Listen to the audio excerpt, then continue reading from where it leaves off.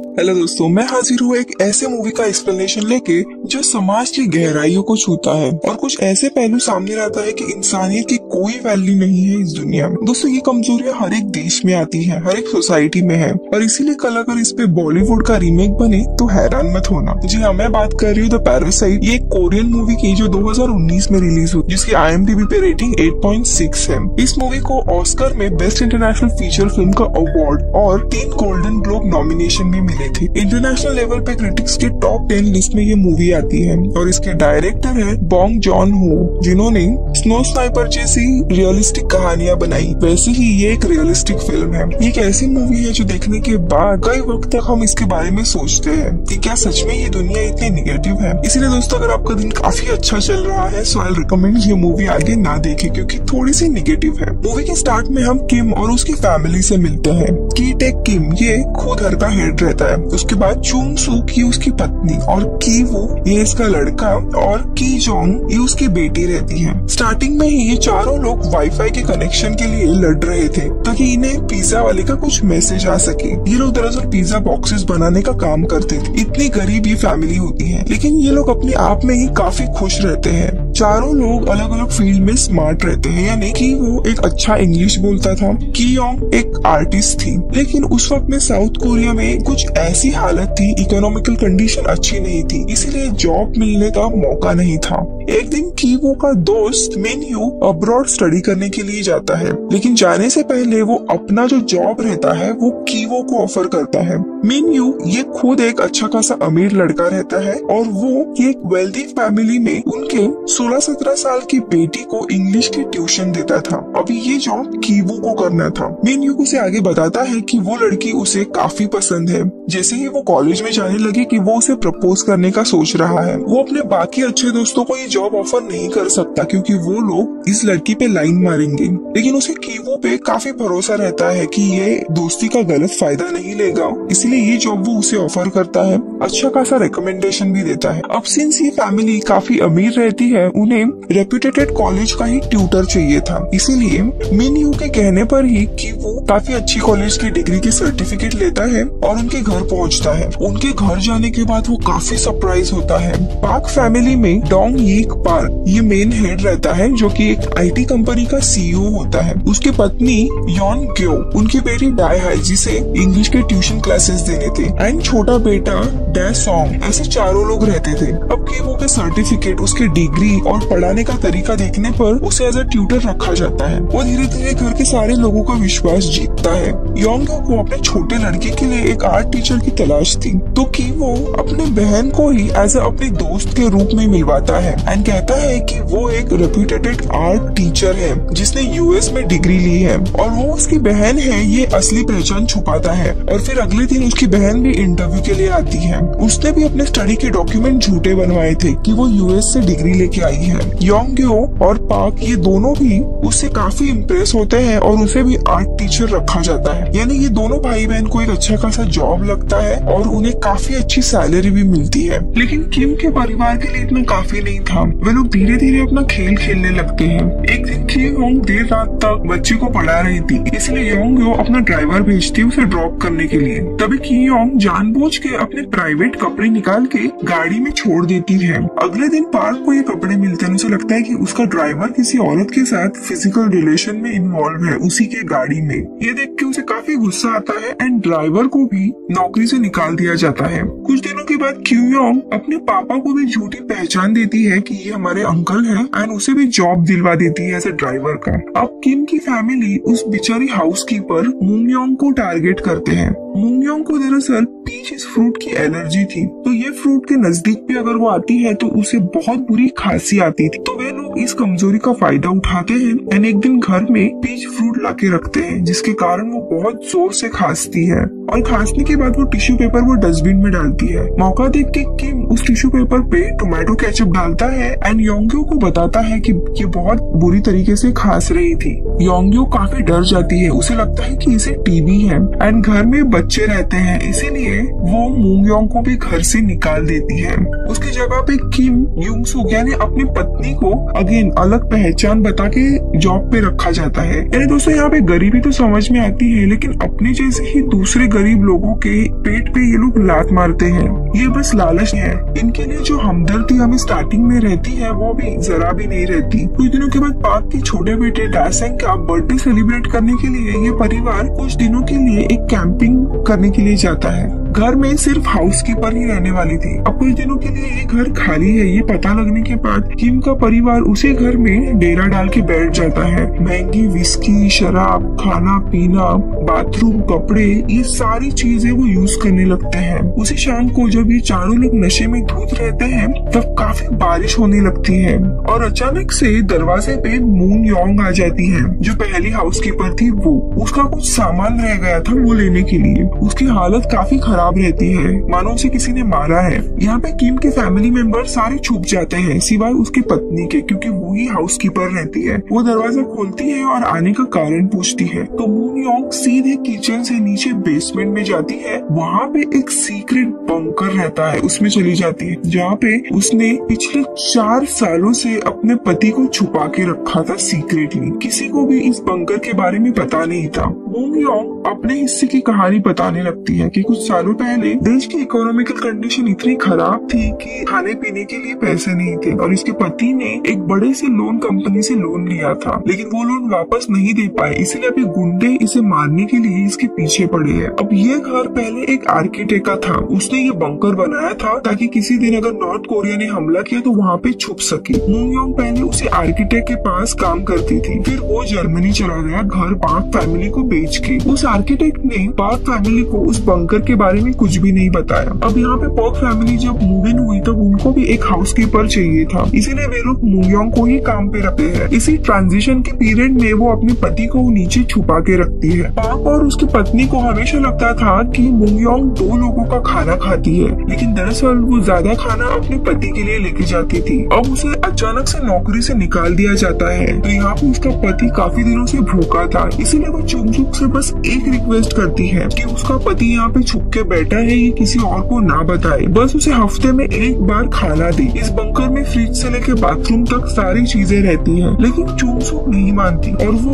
Moon Yong को अपने पति को यहाँ से लेके जाने के लिए कहती है। मून योंग काफी रिक्वेस्ट करती है, उसे बेग करने लगती है कि प्लीज मेरे पति को इधर ही रहने दो वरना उसकी जान चली जाएगी, लेकिन चुंगचुक कुछ भी नहीं मानती। इसी बीच में कीटे, कीवू और कियोंग स्टेयरकेस पे खड़े होकर ये बातें सुन रहे थे। उतने में ही कियोंग का पैर फिसल जाता है एंड तीनों भी नीचे गिर जाते हैं और फिर इससे मून योंग को पता चल जाता है कि ये चारों लोग एक दूसरे से रिलेटेड है और यहाँ पे झूठ बोल के शायद नौकरी कर रहे हैं। वो इमीडिएटली अपना फोन निकालती है एंड इन सब का वीडियो लेती है और उन्हें ब्लैकमेल करने लगती है। यानी दोस्तों न सिर्फ किम की फैमिली लेकिन मून योंग की फैमिली और उसका पति भी एक पैरासाइट की तरह ही पाक फैमिली उनका घर, पैसे और ट्रस्ट का गलत फायदा ले रहे थे। अपने फायदे के अनुसार इस घर को यूज कर रहे थे। अब यहाँ पे पासा पूरा मून योंग की साइड में था। वो इन्हें ब्लैकमेल करके ऊपर लेके आती है हॉल में। पाक और उसकी पत्नी को इन सब की सच्चाई बताने वाली थी, लेकिन तभी कम्प्लीटली अलग टर्न्स ऑफ इवेंट हो जाते हैं। घर की लैंडलाइन का फोन बजने लगता है, उसी में उसका ध्यान चले जाता है और ये चारों भी मून योंग और उसके पति के ऊपर हमला करके उन्हें पकड़ लेते हैं। फोन पे योंग्यो होती है, वो बताती है कि बाहर बहुत तूफान आ रहा है, काफी ज्यादा बारिश है, इसीलिए वो कैंप तक नहीं पहुंच पाए। वे लोग वापस आ रहे हैं और अगले 10 मिनट में वे लोग घर पे होंगे। अब दोस्तों यहाँ पे किम की फैमिली की बैंड बजने वाली थी क्योंकि घर में पूरा पार्टी का माहौल बना था, इसीलिए अगले कुछ ही मिनटों में ये लोग अपनी पार्टी, शराब, बॉटल, बाथरूम, टीवी ये सब कुछ क्लीन करते हैं। इन दोनों को वापस बेसमेंट में लॉक करते हैं और उतने में ही पाक की फैमिली अपने ट्रिप से वापस आ जाती है। दोस्तों इस बेसमेंट का दरवाजा किचन से होता है तो मून योंग जो होती है वो धीरे धीरे बेसमेंट से ऊपर आने की कोशिश करती है, लेकिन चुंगचुक लात मार के उसे नीचे ढकेल देती है और मून योंग के सर पे दीवार लग के वो उधर ही बेहोश हो जाती है और काफी खून आने लगता है। इसी चक्कर में कीवू, कियोंग और कीटे तीनों भी हॉल के बड़े से टेबल के नीचे छुप जाते हैं। ये लोग घर आते हैं और उन्हें कुछ भी रियलाइज नहीं होता कि यहाँ पे कुछ अलग हो रहा था। योंगे रात में डिनर कर रही थी, तब वो चैंगसुक को अपने बच्चे की कहानी बताती है। दासोंग के मन में एक डर बैठा हुआ है। पिछले 2-3 साल पहले की बात है, जब उसका बर्थडे था, तब बर्थडे सेलिब्रेशन के बाद बीच रात में दासोंग उठा था और किचन में आके वो अपना केक खा रहा था मजे, लेकिन किचन से अचानक से उसे एक डरावनी आवाज आई और एक भयानक आदमी उसे बेसमेंट से ऊपर आते हुए दिखा था। ये देख के वो इतना डरा था कि उसे दौरा पड़ने लग गया था और वो अगले 15 मिनट के लिए बेहोश पड़ा था। उस दिन के बाद से हम लोग उसका बर्थडे कभी भी घर में नहीं मनाते क्योंकि उसने उस भूत को देखा था। दोस्तों यहाँ पे वो जो आदमी की बात कर रही है वो बल्कि और कोई नहीं, मुंगयोंग का पति था। वो खाना चुराने के लिए ऊपर आया था और गलती से वो छोटा लड़का उसे देख लेता है एंड उसे बहुत बड़ा शॉक लगता है। ये सब होने के बाद अब रात में इस बारिश के मौसम में उस छोटे बच्चे डासोंग को लॉन में टेंट डाल के खेलने का मन करता है, तो वो बाहर टेंट लगाता है और उसी पे रहता है। लेकिन उस पे नजर रखने के लिए पार्क और उसकी पत्नी योंग्या दोनों भी हॉल में ही सोते हैं। जब पार्क उस सोफे पे सोया था तब उसे अचानक से अपने ड्राइवर की एक स्मेल आने लगती है, यानी एक अजीब जो स्मेल होती है वो। और वो अपनी पत्नी को कहता है कि अपना ड्राइवर जो है वो बहुत ही ज्यादा स्टिंग करता है, बदबू मारता है और मुझे वो स्मेल जरा भी पसंद नहीं आता। और वही स्मेल मुझे अभी भी आ रहा है क्योंकि दोस्तों वो उसी टेबल के नीचे छुपा हुआ था। सिंस कीटेक वहीं पे छुपा हुआ था, वो ये सारी बातें सुनता है। वो काफी अपसेट होता है कि कैसे विचार है इन लोगों के। दोस्तों मिडनाइट का मौका देख के तीनों भी घर से भाग जाते हैं। चंगसुक इनके साथ नहीं आती क्योंकि वो हाउसकीपर रहती है, इसीलिए वो उधर ही रहती है। बाहर अभी भी बहुत घमासान बारिश हो रही थी। इन तीनों को भी अभी टेंशन आता है कि इस सिचुएशन से कैसे बाहर आए, क्योंकि अगर उस बंकर से वो दोनों बाहर आए तो इनका जॉब जा सकता था, यानी इनके कमाने का जरिया इनके हाथ से चला जाता। घर आने के बाद तो दोस्तों इनके इलाके में हालत और भी खराब होती है। पूरे इलाके में पानी भर गया था। सिंस ये लोग बेसमेंट में रहते थे, इनका घर तो पूरा पानी में ही डूब गया था। यानी दोस्तों कुछ ही पलों में जिंदगी इनको आसमान से जमीन पे खींच लाती है। पानी भरने के कारण ये लोग बेघर हो जाते हैं और रात गुजारने के लिए ये और इनके इलाके के कई सारे लोग एक हॉल में जाके सोते हैं। यहाँ पे दोस्तों बेसमेंट में मुंगियों के सर पे भारी घाव रहता है, इसलिए कुछ ही वक्त के बाद वो गुजर जाती है। दोस्तों अभी अगले दिन कुछ ऐसी चीजें होती है जिससे हम इस सोसाइटी की कितनी इनइक्वालिटी है, यानी अमीरी और गरीबी है, ये चीजें पता चलती है। जिस दिन डासेंग का बर्थडे रहता है, अब ये लोग कैंपिंग के लिए नहीं जाते, इसीलिए इसका बर्थडे सेलिब्रेट करने के लिए पार्टी अरेंज की जाती है और अपने हाई क्लास लोगों को पार्क फैमिली इनवाइट करती है। उसी में कीवू और कियोंग को भी इनवाइट किया जाता है। कीटेक ड्राइवर रहता है, इसके लिए उसे भी काम पर बुलाया जाता है ताकि वो घर डेकोर करने के लिए मदद कर सके। अभी चारों यानी कीटेक की फैमिली पार्क मेंशन में पहुंच जाते हैं, लेकिन कुछ भी बात नहीं करते कि आगे का प्लान क्या है। योंग्यो को कुछ सामान लाना रहता है, इसीलिए कीटेक उसे ड्राइव करके मॉल लेके जाता है। तभी योंग्यो अपने दोस्तों के साथ फोन पे बात कर रही थी कि थैंक गॉड पिछले रात बारिश हुई थी क्योंकि अभी आसमान पूरा साफ है, मौसम बड़ा अच्छा लग रहा है। जबकि दोस्तों कीटेक और उसके परिवार ने अपना पूरा घर खो दिया था इस बारिश के कारण। एक क्लास है वेल्दी लोग जिन्हें ये बारिश से मजा आ रहा है, दूसरा क्लास है यानी गरीब लोग जिनके पास अभी रहने के लिए घर भी नहीं था, खाने के लिए कुछ सामान नहीं था और यहाँ पे पार्टी होने वाली थी। किम और उसका परिवार दोस्तों पिछले रात के जो इवेंट्स हुए थे वो या फिर उस बारिश के कारण अभी उनके पास घर भी नहीं था, इन सारी चीजों के कारण काफी डिप्रेस हुए थे ये चारों लोग। उन्हें रियलाइज होता है कि उनकी गरीबी कभी भी जाने नहीं वाली है। इसी दरम्यान कीटेक एक चीज ऑब्जर्व करता है कि कार में योंग्यो ने गाड़ी की कांच नीचे की है क्योंकि उसे कीटेक के शरीर से वही बदबू आ रहे हैं। ये देख के उसे और भी बुरा लगता है एंड उसे गुस्सा आने लगता है। अब घर में आने के बाद इस पार्टी में पार्क जो रहता है वो एक प्ले करने वाला था। कीटेक एंड वो खुद एक आदिवासी बनने वाले थे एंड कियोंग जब केक लेके आएगी तब उसके ऊपर खेल खेल में अटैक करने वाली थी। अब ये खेल बस एक मनोरंजन के लिए होता है, इसलिए वो खुद और कीटेक को आदिवासियों का पहराव पहनाता है। लेकिन कीटेक ऑलरेडी डिप्रेस रहता है, इसीलिए वो जरा भी इंटरेस्टेड नहीं दिखा। लेकिन उसके पीछे का कारण सुनने के बजाय पार्क जो है वो उसे रूडली कह देता है कि तुम्हें मैं एक्स्ट्रा पैसे पे कर रहा हूँ, तो तुम्हें जो काम दिया जाए वही तुम्हें करना है, तुम मेरे ऊपर एक्स्ट्रा काम करके कोई एहसान नहीं कर रहे हो। तो दूसरी जगह पर कीवो और डाहाई दोनों एक दूसरे को पसंद करते थे, लेकिन वो जब इतने हाई क्लास और अमीर लोगों को देखता है तो उसे रियलाइज होता है कि मैं इस जगह से बिलोंग नहीं करता। आज अगर मैं इस घर में खड़ा हूँ तो वो बस एक झूठे सर्टिफिकेट्स के कारण। दोस्तों कीवो के हाथ में वही लकी स्टोन रहता है जो उसके दोस्त न्यूयॉर्क ने उसे दिया था अब्रॉड जाने से पहले। ये सारी चीजें सोचने के बाद वो एक फैसला लेता है कि एज मैं हेड ऑफ फैमिली हूँ, तो अगर मुझे अपने फैमिली को बचाना है तो मुझे ही कुछ फैसला लेना पड़ेगा। और बिना अपने परिवार से बात किए वो नीचे उन्हें मारने के लिए जाता है। लेकिन मोंगवैक तो ऑलरेडी पिछले रात गुजर गई थी। उसका पति जो रहता है वो काफी गुस्सा रहता है कि उसकी पत्नी की जान फॉर नो रीजन गई थी। जब कीवो उसे मारने के लिए जाता है तब इनफैक्ट वही कीवो को पकड़ता है और उसी के पत्थर से मारता है। कीवो को सर पे काफी गहरी चोट आती है। फिर वो किचन से एक बड़ी सी चाकू लेता है और बाहर लॉन में आता है जहाँ पे पार्टी चल रही थी। फिर वो कीवो को पहचान लेता है जो केक कैरी कर रही थी और उसे चेस्ट पे स्टैब करता है। फिर वो चंगसुक पे हमला करता है, लेकिन चंगसुक काफी स्ट्रगल के बाद उसे मार देती है। दोस्तों पूरे पार्टी में भगदड़ मच जाती है, एक दूसरे को लोग ऐसे मार रहे हैं देख के। कीटेक अपनी बेटी को ऐसे ब्लीड करते हुए देख के काफी डर जाता है और उसे बचाने की काफी कोशिश करता है। लेकिन दोस्तों इतने अमीर लोग रहते हैं लेकिन कोई भी उसे बचाने के लिए आगे नहीं आता। वो देखता है सब लोग भाग रहे हैं। इसी क्राउड में वो डायहाई को देखता है जो कीवो को लेके जा रही थी और कीवो के सर पे काफी चोट आई थी। इसी भगदड़ में जो छोटा बच्चा डी-सांग रहता है मोंगवैक के पति को देखता है और उसे वही भूत याद आ जाता है। ये देख के उसे वापस दौरे पड़ने लगते हैं एंड वो भी बेहोश हो जाता है। पार्क अपने बेटे को इस हालत में देखते ही कीटेक को गाड़ी निकालने के लिए कहता है, लेकिन अपनी बेटी का शव सामने पड़ा था। अपनी पत्नी को वो जख्मी हालत में छोड़ के ऐसे ही नहीं जा सकता था।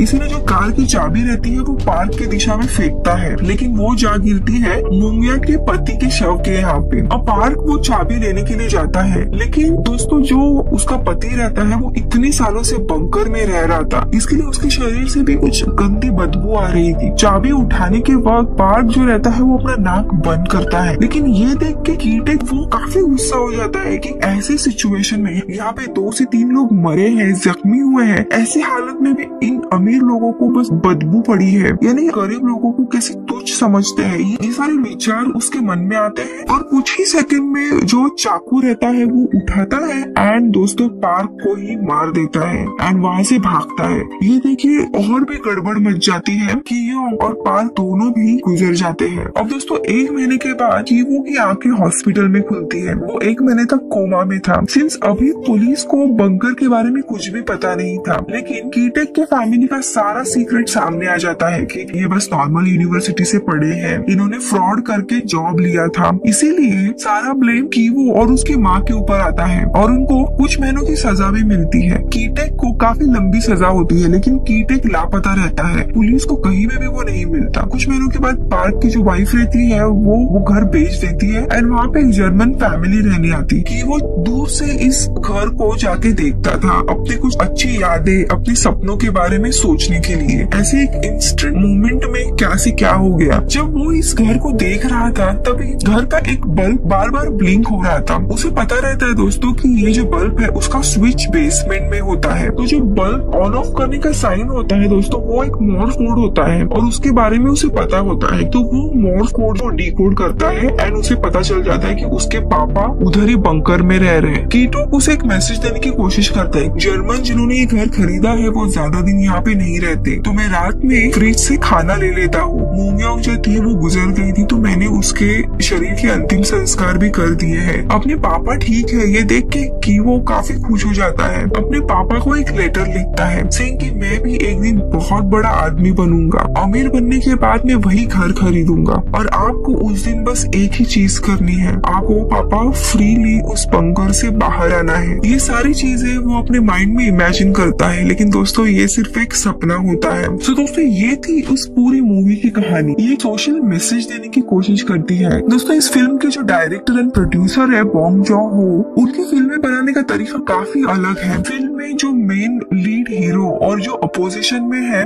उनमें से सही गलत चुनना काफी डिफिकल्ट रहता है इनके फिल्मों में। ऐसे सिचुएशन में क्लियरली हम किम और उसकी फैमिली को पैरासाइट यानी मुफ्तखोर बोल सकते हैं। एक तो वो जबरदस्ती अपने जैसे ही दूसरे गरीब लोगों के पेट पे लात मारते हैं। इतना ही नहीं, वो अपने ही ओनर के घर में आके पार्टी करते हैं, उनकी चीजें यूज करते हैं और तो और कीवो का जो दोस्त रहता है वो एक विश्वास के साथ उसे ये जॉब देता है कि तुम उस लड़की पे लाइन नहीं मारोगे, मैं उसे पसंद करता हूँ। लेकिन कीवो भी वही करता है, वो अपने दोस्त का विश्वास तोड़ के डायहे के साथ रिलेशन शुरू करता है। लेकिन उसके साथ साथ दोस्तों मूंगयोंग जो रहती है वो भी कुछ कम नहीं थी, उसने भी अपने पति को वहाँ पे छुपा के रखा था। दोस्तों यहाँ पे ना सही कौन है गलत कौन है ये कहना रियली मुश्किल है, क्योंकि एक ऐसी सोसाइटी जहाँ पे एक नौकरी मिलने के लिए काफी दिक्कतों का सामना करना पड़ता है। जो ग्रेजुएट्स है डिग्री लेके घर में बैठे हैं, उनके पास सही से घर भी नहीं है, पॉवर्टी लाइन से भी लोग काफी गरीब है, उनको जब एक चांस मिलता है नौकरी का तब उनके सामने बस एक सर्वाइवल की ही चीज आती है, और इस सर्वाइवल के लिए वो दूसरों को मार भी सकते हैं, यही चीज हमारे सामने आती है। और दूसरी जगह पे जो अमीर लोग रहते हैं उनको इस सोसाइटी के प्रति कुछ करना है, उन्हें अपॉर्चुनिटी क्रिएट करनी है, लेकिन इंस्टेड वो गरीब लोगों को तुच्छ मानते हैं, उन्हें बुरी तरीके से ट्रीट करते हैं। तो यही था मैसेज दोस्तों इस फिल्म का।